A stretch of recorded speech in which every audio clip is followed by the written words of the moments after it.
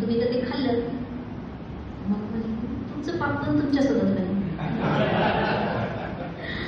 त्यांना म्हटलं की आता तुम्ही तुमच्या घरी तुम्ही फक्त मुरमुरे घेऊन जाता, खाता, लग्नात जेवत नाही कुठलं, पण तुम्ही तुमच्या घरी राशन भरता ना, किराणा भरता.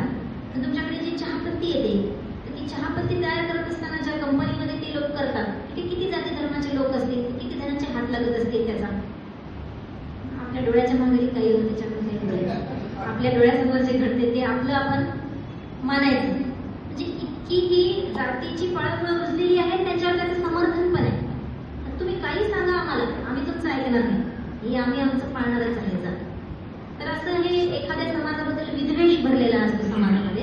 तर असे विषय घेऊन पण आपल्याला कथा लिहिता येते, काही साहित्यातले फॉर्म हाताळता येते. अशा गोष्टीतून आपल्याला आता हा एक दुर्गुणच झाला ना त्या म्हातारीचा, की बघा एखादं कसं वय असतं, एक 20, 25, 35 वर्षापर्यंतच्या मुलांना ना आपण त्यांचे विचार बदलू शकतो, पण ते 40 नंतर वगैरे त्यांचे बत्तड होऊन जातात त्यांचे विचार, ते आपण बदलू शकत नाही. मग अशा साहित्याच्या माध्यमातून आपण ते सांगू शकतो जातीचे जात विद्वेष कसा असतो.